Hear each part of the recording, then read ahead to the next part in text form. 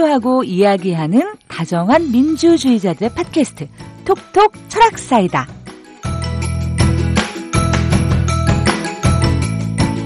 안녕하세요. 저는 황주부입니다. 네, 안녕하세요. 저는 참여연대 아카데미 느티나무에서 일하는 정세용 간사입니다. 반갑습니다. 네, 반갑습니다. 네, 안녕하십니까. 정치철학자 김만권입니다. 네, 반갑습니다.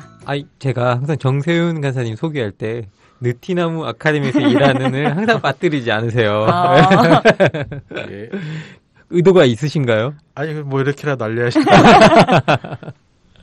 예. 저희 가을 강좌 굉장히 좋은 거 많으니까요. 많이 또 찾아주시고요. 네. 저희가 기획회의로 자유에 대한 첫 시간을 해봤었고요.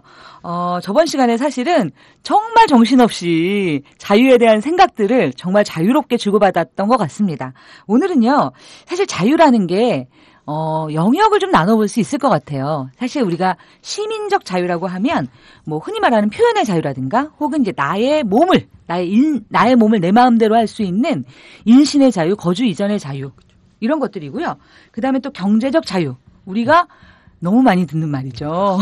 그렇죠? 그리고 이제 정치적 자유. 정치적 자유라고 하면 참여의 자유를 의미합니다. 그리고 또 지난 시간에 우리가 열띠게 토론했던 자유의 많은 부분이 사실은 사회적 자유였어요. 사실 이게 규정하기가 굉장히 어려운데 사실은 관계 속에서 우리가 정말로 부부가 정말 이 자유롭고 평등한 관계를 맺을 수 있는가? 관계 속에서 우리가 서로에게 자유로울 수 있는가? 이런 이야기들을 좀 많이 해봤는데요. 오늘은 그러면 철학사이다에서 이 자유의 모든 부분을 다루기보다는 사실은 이제 정치적 자유와 경제적 자유 부분으로 좀 초점을 맞추어서 이야기를 진행해 보았으면 좋겠습니다. 저는 지난 시간 이야기를 하면서 제가 말미에도 잠깐 말씀을 드렸는데 엄청 궁금한 게 하나 있었어요. 뭐냐면 우리가 이제 자유 그러면 한국말로는 자유예요. 근데 영어로는 제가 정말 감명 깊게 옛날에 막 눈물 콧물을 쏙 빼면서 봤던 영화의 브레이브하트의 마지막 장면에 보면 그 주인공이 누구죠? 멜 깁슨인가요? 멜 깁슨이 막 마르스도 나와요.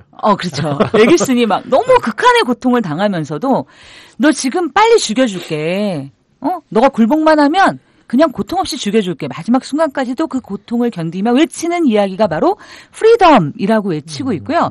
또 저희가 자유 그러면 리버티라고도 흔히 쓰는 것 같아요. 근데 우리말로는 하나인데 이 두 개가 혹시 차이가 있나요?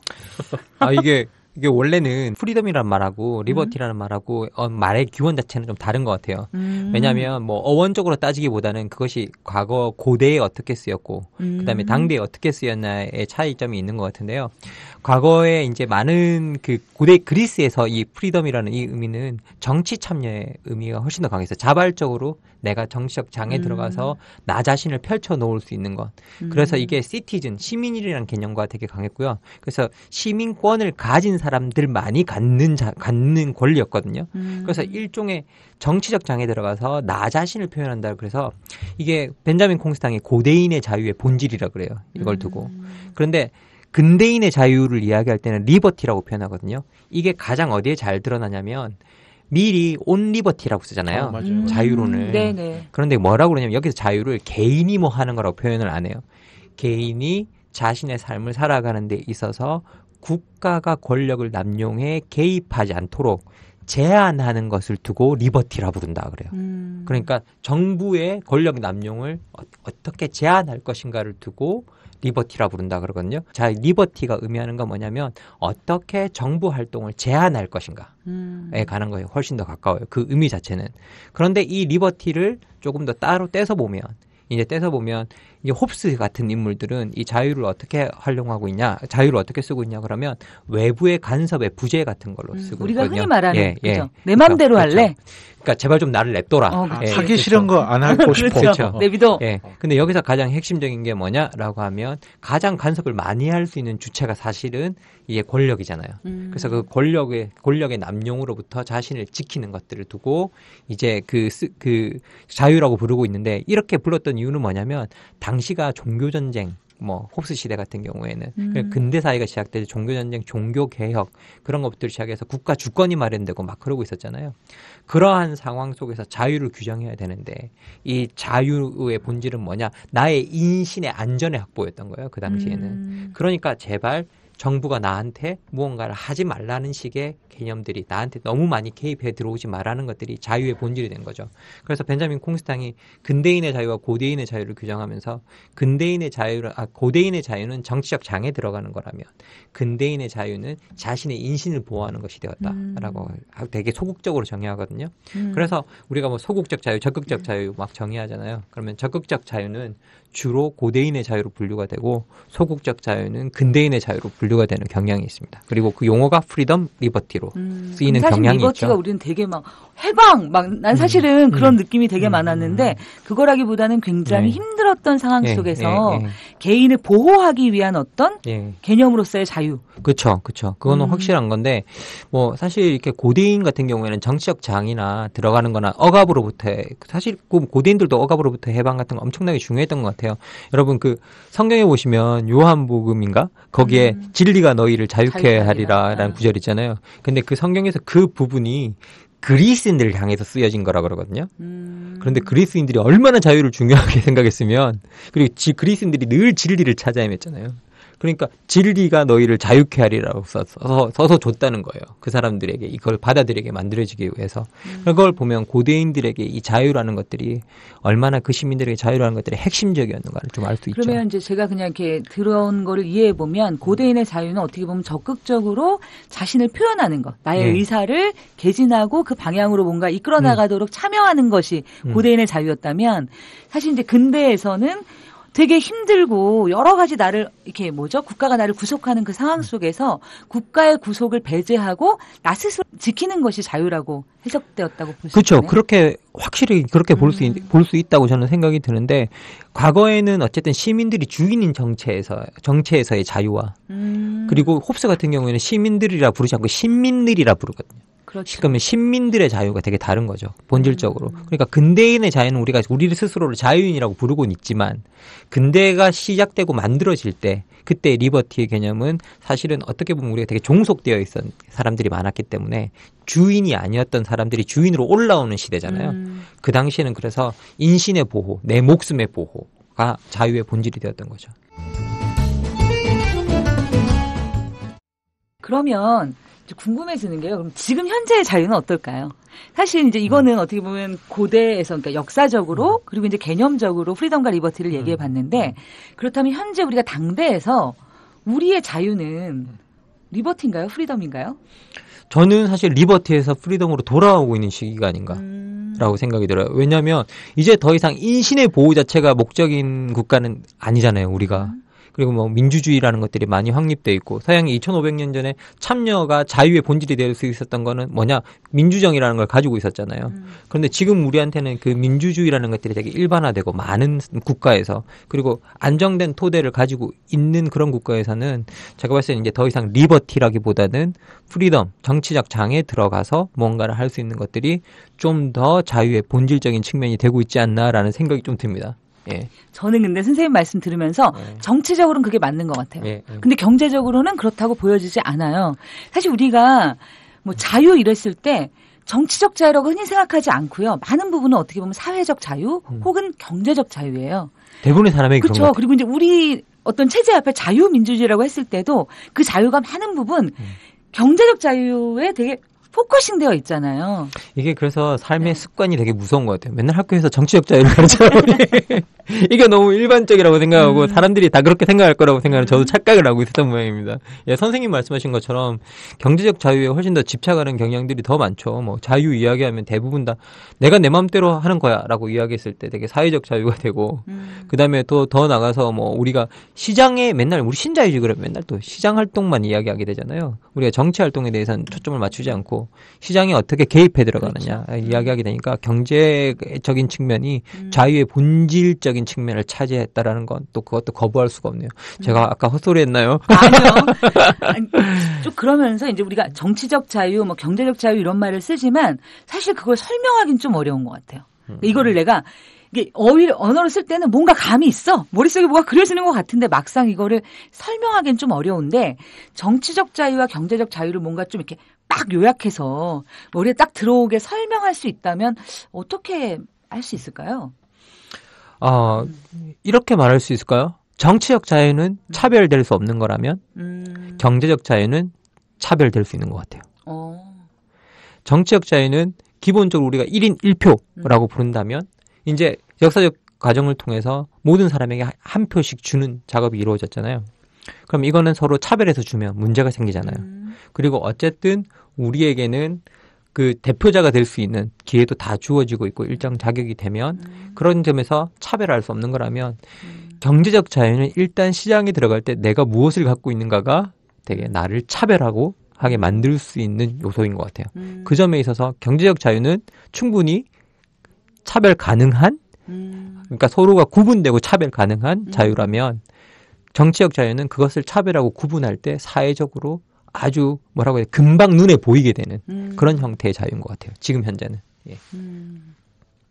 그래서 이제 사실 그런 우리가 보통 자유평등이라는 이야기를 많이 하잖아요. 그럴 때 참 사실 헷갈리기도 하는데 이게 이제 정치와 경제로 나누어 보면 사람들이 왜 그런 부분을 헷갈려하고 혹은 거기에 대해서 논쟁적으로 얘기하는지 좀 알 수 있는 것 같아요. 그러니까 예를 들어서 정치적 자유 같은 경우에는 정말 절대평등을 지향하는 거지만 실제 경제적 자유는 절대평등이 되면 안 되는 거잖아요. 아닌가요? 그리고 만들어지지도 않아요. 그러니까. 그렇게 절대평등이. 그 점에 있어서 되게 다른 부분이 있는데 선생님은 어떻게 사회적으로 이렇게 활동하시면서 이렇게 정세윤 간사님께서는 이런 현상들을 많이 보실 것 같은데 정치적 자유와 경제적 자유가 뭐 맞부딪힌다든지 갈등하는 그런 현장을 많이 보실 것 같은데 선생님 뭐 경험이 없으신가요 혹시? 이야기가 뭐 나중에 이야기될 수도 있겠는데 예. 결국에는 이제 그 경제적 자유가 정치적 자유를 그러니까 왜곡한다고 그래야 되나? 부자연스럽게 한다고 그래야 되나? 그런 현상들은 많이 있는 것 같아요. 그러니까 경제적 영역에서의 자유만에서만 머무르는 게 아니라 경제적 영역에서의 자유가 정치적 영역에서의 자유를 또 침해하는 현상들도 많이 발생하는 게 아닌가 그런 생각이 들어요. 그러니까 지난 시간에 저희가 말씀을 했는지 모르겠지만 확성기의 크기가 다르다는 느낌. 돈을 가진 사람이 세상을 향해서 할 수 있는 말하자면 이 말의 정보의 양과 우리 같은 시민단체에서 말하는 것들이 전달되는 정보의 양, 전달되는 양의 차이가 현격하게 차이가 나고 이것이 정치적 영역에서의 공론, 여러 가지 사람들 의견을 형성하는 데 있어서도 많은 영향을 미치게 되기 때문에 결국에는 지금 현재 있어서는 돈의 자유가 정치적 영역에서의 자유를 압도하는 상황이 발생하는 것 같아요. 맞아요. 그러니까 실제로 보면 저는 예를 들어서 자유를 내가 좋아한다라고 말할 때 정치적 자유가 증대되는 것은 너무너무 좋아요. 그러나 경제적 자유가 증대되는 것을 원치 않아요, 나는. 예를 들어서 그럴 수 있잖아요. 똑같은 자유인데 그래서 사람들 안에서도 내가 그러니까 내가 자유주의자야. 혹은 난 자유를 좋아해. 자유가 더 보장되었으면 좋겠다라고 하는 한 인간인 내가 정치 영역에서의 나의 어떤 입장과 경제 영역에서 나의 입장이 사실은 좀 혼란을 겪는 부분이 있는 것 같아요. 그래서 저는 사실 이렇게 많은 사람들이 뭐 이렇게 표현하잖아요. 나는 뭐 문화적으로는 개방적이고 뭐 정치적으로는 보수적이고 뭐 경제적으로는 뭐다 뭐 이렇게 말하는 사람들 보면 정신분열 환자들 같거든요. 어떻게 그게 영역별로 딱딱 구분되는지는 전 잘 모르겠어요. 요즘 이렇게 말씀하시면 그렇게 많은 우리나라 유명인들께서 그렇게 말씀을 하셔가지고 제가 정신병자들이라고 말하는 것 같이 그렇게 돼버렸는데 그런 말씀은 아닙니다. 그런데 맞고요. 그런데 사실 이게 어떻게 보면 사실 이게 저는 마르크스가 한 말 중에 정말 옳은 말이 한마디 있다고 생각하는데 뭐냐면 어떻게 경제 영역에서 그렇게 열심히 경쟁하는 자가 공적 영역에 들어오면 갑자기 협력하는 사람으로 변하느냐라고 물어보거든요. 그게 자유주의가 가지고 있는 함정이라고 이야기를 해요. 사실 어떻게 보면. 근데 그건 사실 영혼이 분열되어 있거나 영혼이 너무나 합리적으로 나누어져 있어서 딱딱 움직이는 거잖아요. 근데 영혼이 그렇게 합리적으로 나누어져 있어 딱딱 움직이는 사람은 되게 드물거든요. 그렇죠. 그러면 일종의 어떻게 보면 정신분열적 현상이라고 표현을 하는데 자기 어떤 그 영역에 맞춘 자기가 생각할 때 가장 합당한 가면들을 매우 효율적으로 쓰는 거겠죠. 그렇죠. 근데 경제 영역에서 난 경쟁하지만 공적 영역에 들어가면 협력한다라고 하는 말들 자체가 제가 봤을 때는 그게 공정한 룰을 따른다라는 것 것들만 뭐 거기에 집착을 둔다면 서로가 이어지는 지점은 있다고 생각을 해요. 공정한 룰을 따른다라고 하는 것들. 그런데 그 공정한 룰들을 만드는 사람들이 있을 텐데 그것들이 경제 영역과 그 뭐 정치 영역에 들어와서 그것들을 어떻게 딱딱 구분해가면서 서로 맞물리는 공정한 룰들을 그렇게 서로 만들어낼 수 있는지는 저는 좀 의심스러울 때가 많거든요. 특히 경쟁을 정말 일반적인 룰로 세우다 보면 다 아시다시피 사회에서는 누군가는 부자가 되고 누군가는 빈곤에 빠지잖아요. 그런데 누군가는 빈곤에 빠졌을 때 단지 돈이 없다는 게 문제가 안 되거든요. 빈곤이 무지를 만들잖아요. 사실은 교육을 받지 못하게 만들거나 교육에서 멀어지게 해서 만들어서. 그런데 이게 상대적 무지가 진짜 무섭거든요. 상대적 무지가 정말 절대적 좀 더 많은 지식을 가진 사람과 상대적으로 내가 저 사람보다 조금밖에 덜 모를 뿐인데라고 생각하지만 그것들이 정말 학교에서 우리가 시험을 치면 350점 만점인데 350점을 받은 아이와 330점을 받은 아이가 정말 다른 인생을 살아가는 경우가 되는 경우가 발생하잖아요. 그래서 그 상대적 무지들이 만들어내는 경제적 수준의 차이들이 누군가를 빈곤에 빠뜨리고 그 빈곤이 정말 무지의 굴레를 다시 만들어내서 그 사람들이 정치적이나 어떤 그런 현장에 가서 발언을 못하게 되는 경우가 있는데 왜냐? 누군가는 경제적 여유로 인해서 자기가 정치에 좀 더 관심을 쏟을 수 있는 반면 누군가는 무지에 빠지면 정치적 관심사 뭐 가질 수가 없잖아요. 그리고 더 나가서 뭐 투표도 마찬가지지 않습니까? 사실 그 우리 투표일은 공휴일이지만 누군가 그날 일하는 사람들이 있잖아요. 그리고 우리가 막 백화점도 열고 뭐도 열고 하는데 근데 거기에 열 때 대부분의 종사자들은 대부분 다 비정규직이라든지 그런 어떤 뭐 그런 경제적으로 하위 계층에 처해 있는 사람들이 많고 그러다 보면 그 사람들은 우리가 아까도 말했다시피 정치 영역에서 1인 1표라고 했지만 한 표를 행사하지 못하게 되는 경우도 있기 때문에 예. 그렇다면 실제로는 자유가 모두에게 보장된 것 같지만 경제적 영역에서도 사실은 본인이 가진 자산의 차이 때문에 많은 그죠? 불평등이 발생하고 정치적 영역에서도 빈곤과 무지 때문에 사실은 그 뭐죠? 절대 평등이 아닌 게 발생한다는 거잖아요. 아니 그래서 저는 지금 이제 보통 선거인가 심각하게 고민한 적이 있었는데. 아, 그렇지. 1인 1표라는 보통 선거예요. 누구나가 투표하는 우리가 이제 뭐 여성에게도 참정권이 주어지고 20세 이상 누구에게나 참정권이 주어지는 1인 1표 보통 선거의 시대지만 실제 현상을 아주 객관적으로 놓고 보면 과거처럼 뭐 여성과 남성을 뭐 구분하는 건 아니지만 일정 정도 세금을 얼마 정도 이상 내는 사람에게만 투표권을 줬던 일정 정도의 부를 가진 사람에게만 투표권을 줬던 그 시대를 살아가고 있는 게 아닌가라는 저는 개인적으로 그런 착각마저 불러일으킬 정도로. 근데 실제적으로 미국에서 연구에 의하면 슈퍼리치들 같은 경우에는 99%가 대통령 선거에 투표한다고 하거든요. 그러니까 거의 예외 없이 모든 부자들은 모든 예외 없이 투표를 하는데 실질적으로 말씀하신 것처럼 상대적인 빈곤이나 혹은 뭐 그 빈곤으로 인한 무지에 혹은 또 어떤 노동을 해야 하는 어떤 객관적인 상황에 처해 있는 사람들 같은 경우는 투표권을 할 수 없는 그러니까 정치적인 내가 표현할 수 있는 자유를 보장받지 못하거나 혹은 그것 자체가 있는 줄 모르거나 아니면 그것을 무관심으로부터 이렇게 배제당하는 사람들이 너무나 많은 현상인 것 같다는 생각이 듭니다. 경제적 활동을 반드시 해야만 하는 하위 계층들의 투표율은 거의 30% 정도밖에 안 된대요. 그게 전 세계적으로 그런가요? 전 세계적으로 그런지는 제가 확실한 통계가 없어서 제가 그 어디를 기준으로? 미국 같은 경우는 그 정도밖에 안 된다고 그러더라고요. 저도 그 통계를 보면서 절대적으로 미국 같은 경우에는 또 유권자 등록이라는 것도 있잖아요. 네. 미국은 그러니까 우리나라는 그나마 동해 가면 다 이제 우리는 등록이 다 돼 있고 주민등록증 만들 때 다 선거인 명부에도 올라가고 대신 우리가 지문을 내놔야 되지만 그 선거인 명부에도 다 올라가고 그렇게 해서 투표 권리가 생기는데 미국 같은 경우에는 주마다 선거인 명부에 등록하는 방법도 다르고 그리고 더 나가서 자기들이 스스로 등록을 해야 되는데 사실 생계에 쫓기는 사람들이 막 그 동해 이런 데 찾아가서 스스로 내가 투표하겠다고 등록하는 확률은 되게 계속 떨어질 수밖에 없다는 생각이 좀 들거든요. 그래서 그런 선거인 명부의 등록률도 낮아지고 그리고 미국 같은 경우에는 2번 투표 안 하면 선거인 명부에서 지워버리거든요. 그럼 어렵게 내가 가서 등록해놨는데 내가 2번 투표를 안 하면 지워버린단 말이죠. 그럼 정말 그건 미국같이 효율성을 강조하는 나라에서 그걸 억지로 찾아서 지운다라는 건 뭔가 의도가 있는 거거든요. 그래서 미국은 전통적으로 선거제도를 보면 어떤 때가 있었냐면 투표하러 가면 내가 글씨를 쓸 수 있어야 된다는 걸 증명해야 될 때도 있었거든요. 그러면 어느 정도 내가 지식을 가지고 있고 어느 정도 뭐 재산을 가지고 있고 이런 것들이 투표권에 투표를 행사하는 데 되게 중요한 자격이었던 건 사실이었던 것 같아요. 그런데 지금 현재는 그런 것들이 정말 뭐라고 해야 될까요? 실제 경제적 상황들이 우리를 투표권을 제한하는 그런 하나의 요건이 되고 있는 것 같아요. 예.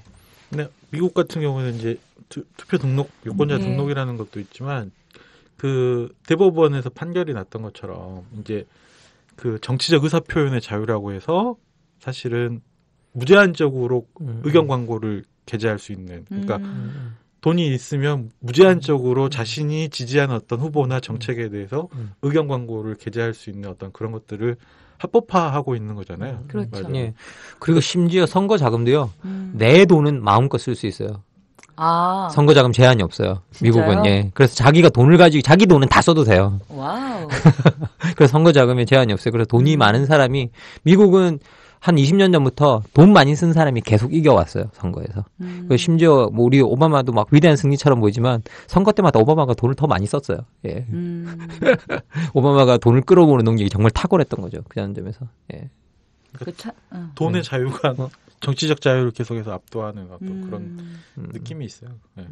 그건 어떻게 보면 우리가 추세라고 볼 수 있겠네요. 그러니까 사실은 저는 자유라는 게 어쨌든 사람의 마음에 처음에는 우리 모두가 자유롭지 않았지만 그 자유라는 게 어떻게 보면 소수에게 한정되어 있던 자유가 조금씩 다수에게로 확대돼 내온 과정이고 적어도 자유를 한번 맛본 사람은 다시는 예성민의 지위로 가고 싶지 않기 때문에 지켜왔던 거잖아요. 그래서 겉으로는 굉장히 확대되는 것처럼 보이는데 지금 이제 두 분의 말씀을 들어보면 법으로나 뭐 이런 거는 다 맞아 자유로워 우리는 이렇게 얘기하지만 실질적으로는 사실은 훨씬 더 자유롭지 못한 방향으로 가고 있다라고 볼 수 있나요? 법 앞에서도 안 자유로워요. 선생님 잘 아시잖아요. 돈 많은 사람이 법 앞에서도 안 자유롭나요? 그럼요. 안 평등하고 왜냐하면 돈 있는 사람이 더 비싼 변호사를 사게 돼 있고 그리고 비싼 법무법인이 그 유명한 김현장이 정말 가난한 사람 돈을 내지 못하는 사람에 위해서 일할 이유가 없잖아요. 근데 거기에 있는 사람들이 뭐 전부 다 정관 예우니 뭐니 해서 그런 직을 가지고 내려온 사람들이 거기서 일을 하고 있고 그럼 그런 사람들과 재판에서 붙으면 가난한 사람이 붙으면 이제 돈 있는 사람을 향해서 지금 뭐 가난한 사람이 질 수밖에 없는 근데 게임이죠. 그건 평등의 문제잖아요. 저는 이 자유의 문제가 평등의 문제와 조금 개념적으로 그게 좀 정리되어서 좀 얘기됐으면 좋겠다는 아니요. 생각이 이거는 드는 거죠. 전 분리가 안 된다고 생각하는 게 뭐냐면 수를 할 수 있는 고소를 할 수 있는 자유도 없다는 거예요. 돈이 없으면. 현실적으로. 예. 고소도 못 한다는 거예요. 제 말은. 내가 이 사람과 정말 붙어서 싸우고 오고 싶은데 내가 이걸 싸울 수가 없는 여건이 된다는 거예요. 그런 점에서 분리가 안 된다는 거죠. 소송은 할 수 있지만 하늘을 향해서 주먹질을 하는 의미의 소송이겠죠. 예. 근데 저는 또 아까 얘기 드는 생각이 우리가 예전에는 자유라고 했을 때 사실상 경제적 영역에서의 사람들이 자유를 행사하고 누리긴 하지만 이 사람들이 경제적 영역에서 그것을 행사하려고 생각하지는 않았던 것 같거든요. 그러니까 예를 들면 내가 이것이 분리돼 있다는 정치 영역과 경제 영역이 분리돼 있다는 느낌이 있었던 것 같아요. 그래서 예를 들면 정주영 같은 경우도 대통령 선거에 출마했을 때 약간 그런 것도 있었잖아요. 감히 무슨 뭐 저런 기업인이 맞아요. 재벌이 무슨 정치를 한다고 그래. 이런 식의 반응들이 있었고 사실은 김영삼한테 가혹한 철퇴를 맞았지만 그런 식으로 우리가 그러니까 경제적 영역에서 그 사람이 부를 축적하고 자유를 누리더라도 그것이 정치적 영역으로까지 이전되고 확장되는 거에 대해서 사람들이 약간의 경계심이나 그래도 대하는 생각이 있었지만 이게 점점 경제적 부를 누리는 사람들이 정치를 하는 것이 뭐 이명박 때부터인지 모르겠지만 전혀 부자연스럽지 않고 오히려 그 사람들이 더 뭔가 정치를 더 잘할 것 같고 그런 생각이 들고 우리가 이제 그 정치적 자유에서 그 표현의 자유나 이런 얘기를 했지만 간혹 그런 생각이 들어요. 선거 시기에 표현의 자유나 이런 것들이 많이 확장됐을 때만 가끔 그런 생각이 들거든요. 아까 말했던 것처럼 돈 있는 사람들이 막 현수막을 서울 시내 쫙 걸어요. 막 의견 광고 누군 지지 후보 이런 광고를 당연히 현수막이 아니고 더 좋은 매체를 활용한 의견 표명이겠지만 그렇게 된다면 또 어떻게 될까? 그러니까 이 정치적 영역에서의 자유를 확장시키는 것을 누리는 사람이 결국은 돈이 있는 사람이 되지 않을까라는 걱정도 저는 좀 앞서더라고요. 너무 지금 표현의 자유를 좀 억압하고 있고 또 제한하고 있는 거지만 또 이거를 어떻게 확장해야 될까도 많이 고민스럽다고요. 아무 생각 없이 확장했다가는 우리는 뭐 노조도 정치 활동이나 뭐 선거에서 의견 표명했으면 좋겠다고 하지만 그러면 이제 기업에서도 나도 표명할래. 그래서 막 광고하고 막 매체 통해서 막 자기들이 소유한 언론 뭐 매체를 통해서 이렇게 해댄다면 이 스피커의 차이가 선거 시기에서는 굉장히 억압적으로 이렇게 스피커의 차이가 발생하지 않도록 지금 그렇지 않다고 하기도 뭐하지만 이게 스피커 차이가 완전 뻥튀기 되지 않을까라는 생각도 저는 가끔 개인적으로 하거든요. 솔직히 지금 동가 언론이 우리나라도 결합되어 있지 않나요? 그렇죠. 솔직하게 결합되어 있죠. 그리고 뭐 이렇게 돈이 그래서 사실 이게 그 세계 정치 철학자들이 자유 때문에 이걸 규정하려고 했던 가장 중요한 게 뭐냐면 돈으로 살 수 없는 것들을 규정하려고 되게 노력을 했었거든요. 돈으로 살 수 없는 것. 그래서 money can't buy라고 해서 되게 유명한 그 마이클 왈저라는 학자가 썼던 표현이 있어요. 이걸 갖다가 나중에 이제 여러분이 너무나 잘 아시는 마이클 샌델이 그대로 갖다 써요. 그걸 책 제목. 예, 책 제목이에요. 근데 원래 그게 마이클 왈저라는 학자가 썼던 건데 그거 참 같은 학자끼리 그러면 안 되는데 하버드 대학 교수되고 그렇게 부자가 뭐가 아쉬워서 그걸 출판사가 제목 아닐까? 그런가요? 어쨌든 그걸 제목으로 그냥 갖다 썼어요. 붙이더라도 그거 안 된다 그래야죠. 근데 되게 유명한 같은 공동체주의자가 썼던 건데 근데 이 마이클 왈저가 되게 유명한 자유주의 공동체주의자거든요. 그런데 이 마이클 왈저에 따르면 자유주의 사회에서의 자유는 가치의 다양성이 있는데 각각의 영역마다 자기들이 추구하는 가치들이 있다는 거예요. 그런데 지금 현재는 돈이 들어와서 그걸 다 삼켜버리고 있다라고 이야기하거든요. 그래서 특히 영역의 정의를 강조하면서 그 돈이 지배할 수 있는 곳은 경제여야만 하지 정치 영역으로 들어오면 안 된다라는 것들. 뭐 예를 들어서 돈 많이 기증했다고 우리 막 명예박사 이런 거 주잖아요. 이건 열심히 노력해서 얻은 그 학문의 성취에 대한 대가가 박사인데 돈 냈다고 박사학위를 준다거나 이런 짓을 하면 안 된다라고 계속 이제 그런 이야기를 하는 거죠. 영역마다 딱 확고한 장벽이 있어야 되는데 지금 현재는 돈이 그 바깥으로 나와서 다 삼켜버리고 있다 그래요. 그러면서 마르크스가 교환의 정의를 이야기할 때 뭐라고 이야기하냐면 은유적 표현으로 사랑은 사랑으로만 신의는 신의로만 교환될 수 있다라고 그러거든요. 그런데 이제 사랑은 사랑으로 교환하는데 돈으로도 사랑도 살 수 있고 돈으로 신의를 살 수 있는 그런 세상이 되어버렸기 때문에 이게 돈의 전제 시대가 시작되면서부터 자유가 사라져버렸다고 자유주의 공동체의 진짜 가치가 사라져버렸다고 이야기하는 걸 보면 지금 현재 돈의 영향력은 뭐 어떻게 할 수 없을 정도로 강력한 것 같아요.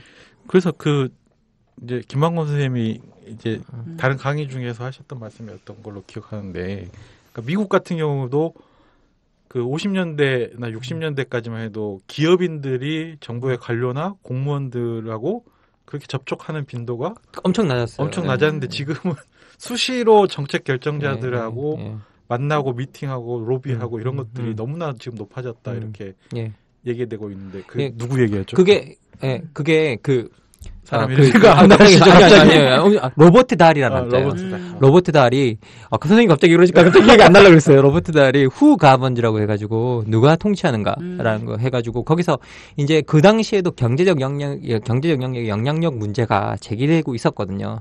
그런데 막상 이제 로버트 달이 조사를 해보니까 그렇게 접촉이 높지 않더라는 거예요. 경제인들과 정치인들이 접촉이 높지 않고 50년대까지만 해도 그게 크지 않더라는 거예요. 그런데 이제 한 50년 지나서 지금 조사해보면 이거 늘 있는 일이라는 거예요. 그냥 늘상 서로 의견을 교환하고 경제 엘리트들이 정부 관료들을 만나고 그 사람들이 계속 로비하고 이런 걸 통해서 자신들에게 필요한 경제 정책을 얻어내고 하는 일들이 늘상 일어나고 있다고 그러거든요. 그러면 엄청나게 많이 바뀐 거죠. 지금. 저는 좀 문제의식이 드는 게 있는 게 뭐냐면 사실은 우리가 경제 영역이 정치 영역이나 다른 영역들을 삼켜버렸다는 이야기는 사실 굉장히 사회 속에서 많이 볼 수 있잖아요. 그런데 과연 자유가 그러니까 예를 들어서 경제적 영역에서 우리가 자유 그러면 당연하게 자유 경쟁이고 어떠한 국가의 간섭도 배제하고 이게 정말 경제 영역에서 자유가 맞나? 그것이 자유가 실현된 상태라고 볼 수 있나?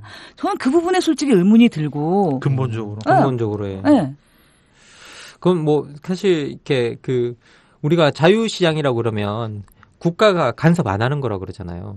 근데 세계의 어떤 시장도 국가의 지지 없이 유지되지 않거든요.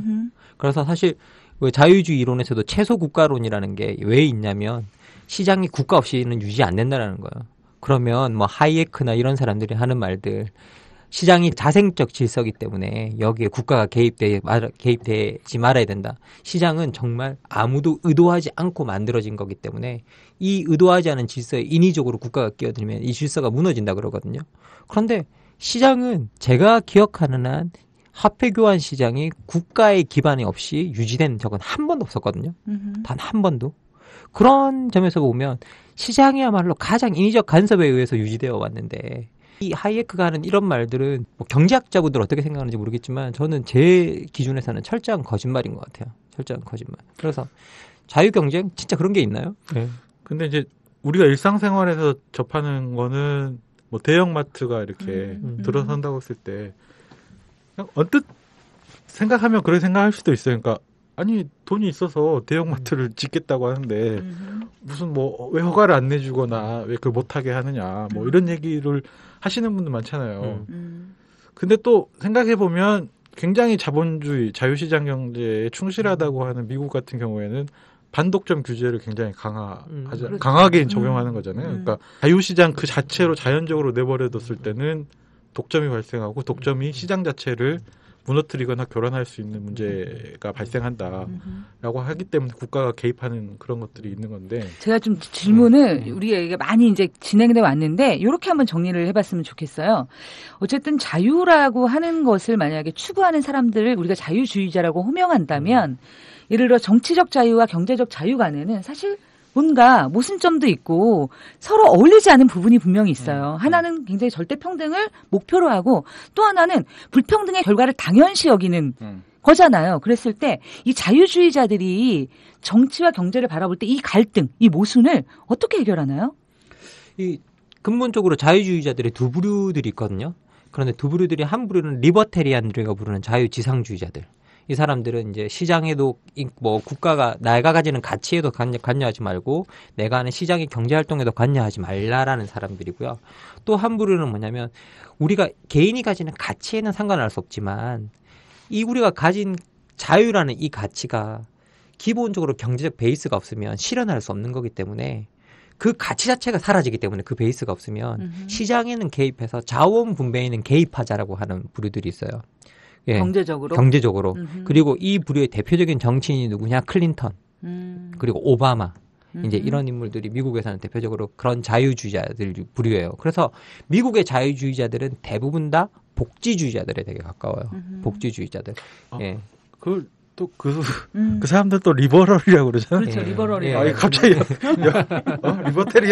리버럴하고 또 다른. 예. 리버테리안하고 리버럴들하고 좀 본질적으로 다른데요. 근데 이 리버럴들은 인간의 자유가 실현되지 않는 그 근본적인 이유는 사회 구조에 되게 많이 달려 있다고 생각하거든요. 그래서 그 사회 구조, 특히 경제적인 측면에서 잘못되어 있다면 자유의 가치를 쓰지 못하는 사람들에게 보상해야 된다고 이야기를 해요. 경제적으로. 그래서 그런 사람들에게 복지 혜택이나 이런 것들을 주는 찬성하는 부류들이 되게 많은 거죠.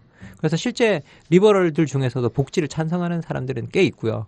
그리고 그 사람들이 사실은 미국 내에서는 리버럴이라고 했을 때 대부분 다 그런 복지주의자들을 통칭하는 말에 되게 가까워요. 그래서 특히 미국이 그 전통이 강해요. 미국의 리버럴들이 복지주의자 전통에 되게 가까운 사람들인데 이 사람들은 기본적으로 무지와 빈곤이 자유의 가치에 해를 입힌다고 생각하거든요.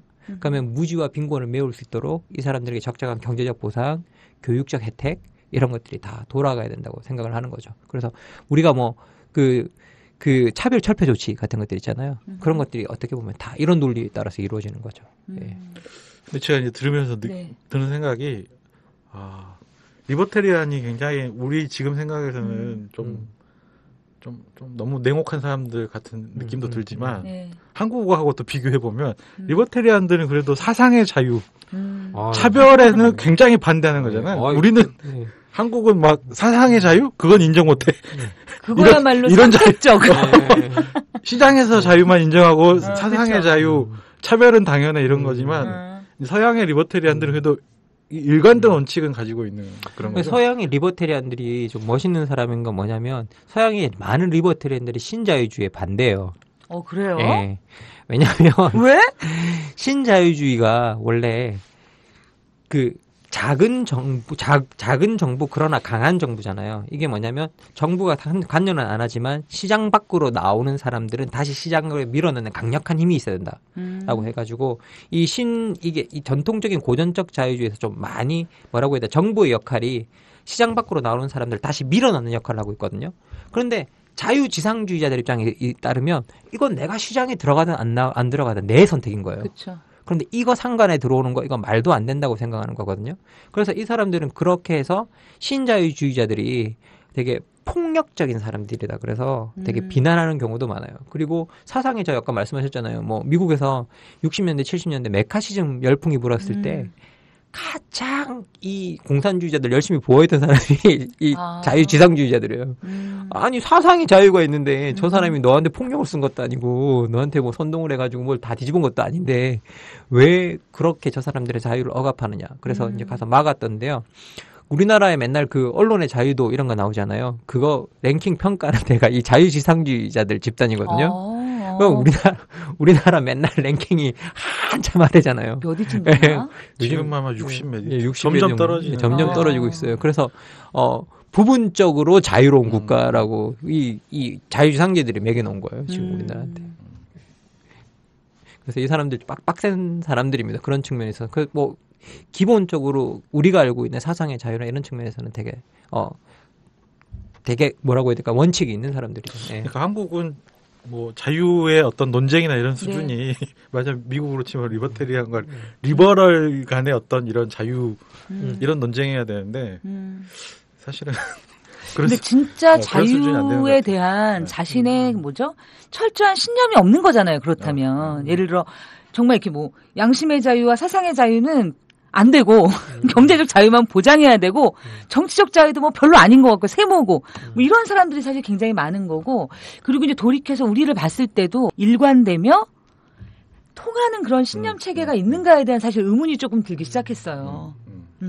그러니까 이게 오로지 너희들에게 완벽한 자유는 시장에서 활동할 자유만 있다라는 좀 느낌이 좀 들고요. 그런데 실제 우리가 시장에 들어가 보면 시장에서 활동할 수 있는 자유도 내가 가진 자원이 얼마인가에 그렇죠. 따라서 엄청나게 제한되잖아요. 지금 우리 세대들이 자유롭지 않죠. 그렇죠. 우리 세대들이 말하는 수저론 이런 것도 다 마찬가지잖아요. 수저론의 저는 핵심이 뭐냐면 시장에서 노동이 더 이상 작동하지 않는다라는 거거든요.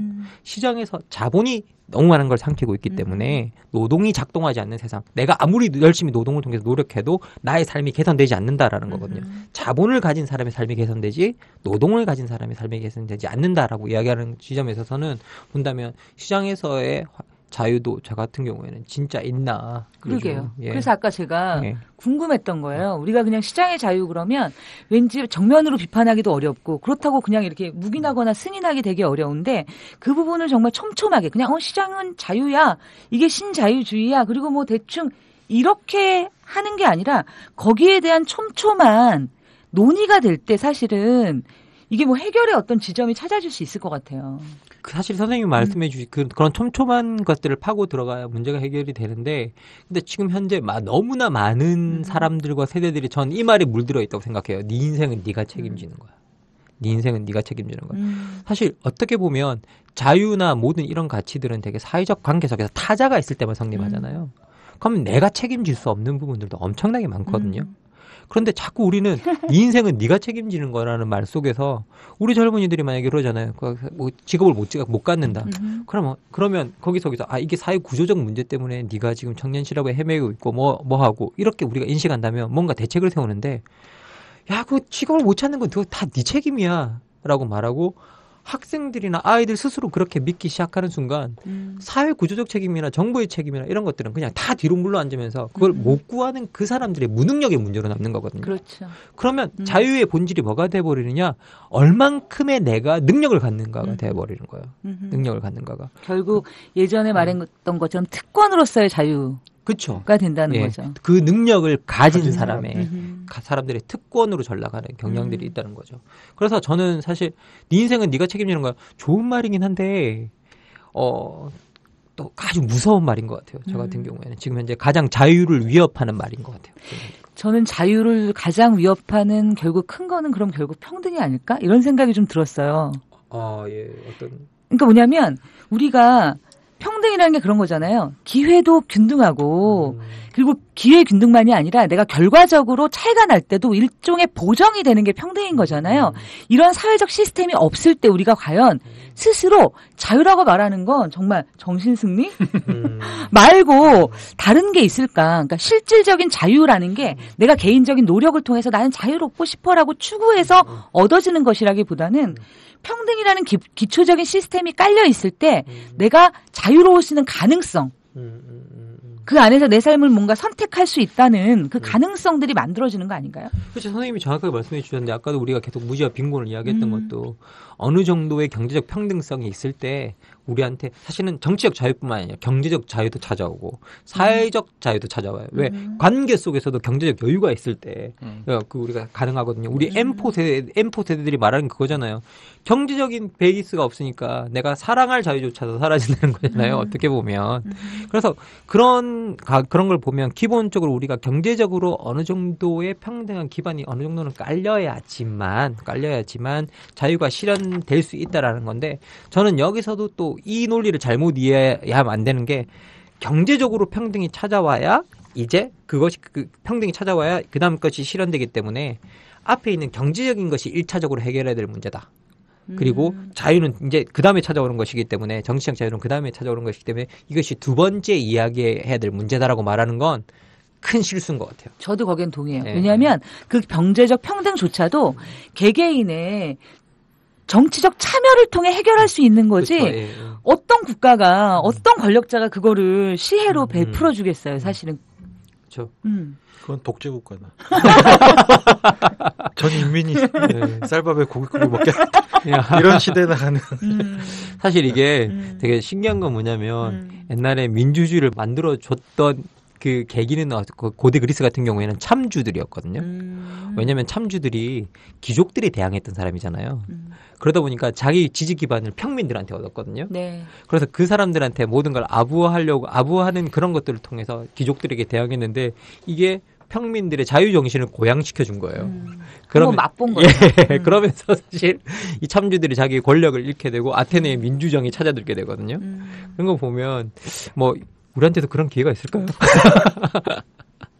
예. 저희가 오늘 정치적 자유와 경제적 자유를 좀 나누어서 이야기해 보았는데요. 개념적으로는 이 둘이 확연하게 구분되지만 현실 속에서는 이 두 가지가 마치 꼬리에 꼬리를 문다라는 것과 같은 그런 느낌을 받았던 것 같아요. 정치적 자유가 보장이 되어야 사실은 경제적 부분에 있어서도 개인이 조금 더 자유롭게 그러면서도 공정한 결과를 드러낼 수 있는 것이 나올 수 있고요. 그래서 이제 저희가 요 이야기를 같이 진행해 보았습니다. 이제 저희가 이야기를 좀 정리해 볼 텐데요. 오늘 각자 마무리 멘트를 제가 좀 한 가지 질문으로 대신했으면 좋겠습니다. 자유. 어떻게 사는 게 자유롭게 사는 것일까요? 제가 쭉 얘기했는데, 네. 그 전에 이제 다른 얘기를 잠깐 하고 넘어가자면, 네. 불평등의 정도가, 이렇게 얘기를 하다 보니까 지금 현재 우리의 불평등의 정도가 레미제라블 이때랑 똑같다. 그러니까 전체의 총소득으로 전체 자산을 구매할 수 있는데 7년이 걸린다고 하는데 이 값이 레미제라블의 시기와 비슷하다라고 하더라고요. 진짜요? 네. 그리고 전 세계 불평등도에서 우리나라가 미국 다음으로 2위입니다. 그러니까 이제 절대 빈곤은 그나마 해결됐기 때문에 막 레미제라블처럼 막 굉장히 빈곤한 어떤 상황은 벗어나 있는 상황이지만 불평등의 정도가 그런 정도로 크다 이렇게 얘기하는데 아까 우리가 얘기했던 것처럼 사실은 상대적 빈곤도 상당히 문제를 일으키는 거고 그로부터 나타나는 그 자유의 크기. 기본적으로 자유다라고 하지만 자유를 누릴 수 있는 어떤 그것의 질이라고 해야 되나? 이런 것들이 정말 차이가 많이 나는 거 아닌가라는 생각이 들고 그런 측면에서 나중에 우리가 다음 시간에 평등을 이야기할 수 있겠네요. 그렇군요. 예. 어떻게 사는 것이 자유롭게 사는 것일까라고 생각했을 때 저는 이제 그런 얘기를 가끔씩 하는데 이 시민단체에서 일하는 것도 활동을 오래 하기 위해서도 일정 정도의 물적 기반. 그렇죠. 제가 늘 말합니다. 생활임금을 보장해야 된다. 활동가들의 생활임금을 보장해야 물적 기반을 본인 스스로가 어떻게든 마련하고 확보해 나가는 것이 중요하다. 그런 어떤 것들을 확인하려고 하는 것들이 중요하다 이렇게 얘기를 하는데 또 그런 것들이 이제 사회 전체적으로는 서로가 서로를 돕고 책임지는 연대도 중요한 것 같아요. 이제 그런 기반들 속에서 가능한 것 같고 그런 기반들이 있을 때야만이 이제 정말 좀 안 입고 더러운 꼴은 안 보고 살아야 되지 않을까 최소한 그게 이제 나의 어떤 경제적 조건이나 이런 것들 때문에 정말 인간으로서는 그러니까 그 영혼을 이렇게 파는 혹은 버리는 혹은 이상한 또 사람들과 같이 일하는 그런 상황들은 좀 아닌 상황이 돼야 사회 전체적으로도 정상적인 사회가 되지 않을까 그런 생각이 들더라고요. 저는 사실 정세윤 선생님 말씀을 들으면서 자유의 가치가 이까지 하락됐구나. 이제 영혼을 안 파는 상태가 영혼 정도는 안 팔아야 자유롭지 않은가라는 이제 생각이 든다라고 이야기하셨는데 저는 그 정세윤 선생님과 약간 생각이 다른 지점은 하나 있어요. 정세윤 선생님은 스스로 그 물적 기반을 마련하는 것이 되게 중요한 관건이다 그러는데 그건 사회 구조적으로 마련돼야 되는 것 같아요. 네네. 사회 구조적으로 마련되는 세상이 있어야 되고 제가 자유롭게 사는 방식을 선생님께서 이야기해 보신다면 그런 기반을 사회 구조적으로 마련하기 위해서 사는 게 제가 자유롭게 사는 방식인 것 같아요. 그래서 그 일을 열심히 해야 될 것 같고 그리고 뭐 제가 참여했는데 우연히 제가 한번 방송을 통해서 말씀드린 적이 되게 굴러들어온 돌이거든요. 스스로 굴러들어온 돌인데 어쩌다 보니 이제 지금 제가 거의 3년 정도 여기서 강의도 하고 이렇게 뭐 방송도 하게 됐는데요.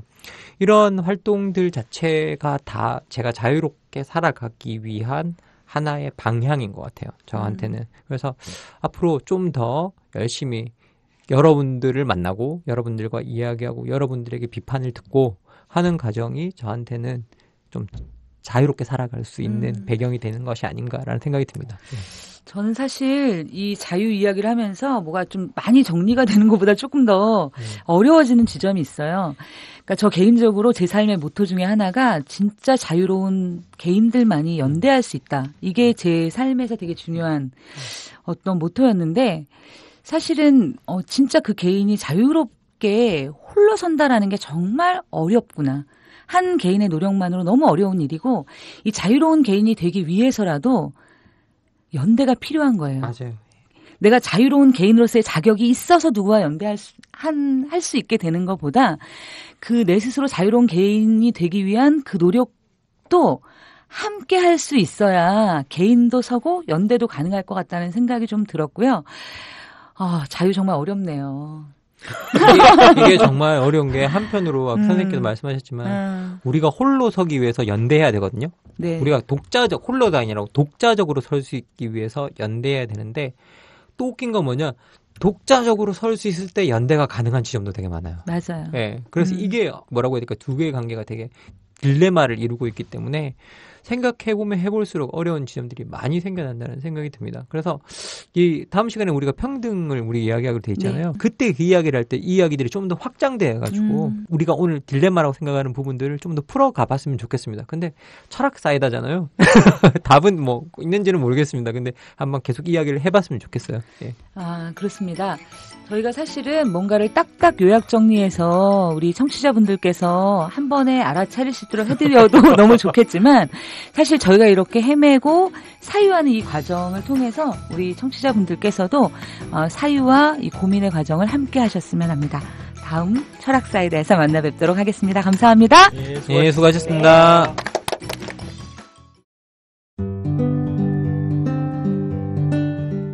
안녕하세요. 아카데미 느티나무 강좌를 7년째 듣고 있는 70살 넘은 할머니 정애자예요. 저에게 아카데미 느티나무는 새로운 배움터입니다. 배움을 통해 행동하는 시민의 발걸음에 동참하고 있다는 것이 뿌듯하답니다. 즐거움과 나눔, 웃음과 실천이 있는 배움의 공간, 아카데미 느티나무에서 뵐 수 있기를 기대합니다. 참, 아카데미 느티나무는 참여연대 부설 시민교육기관입니다.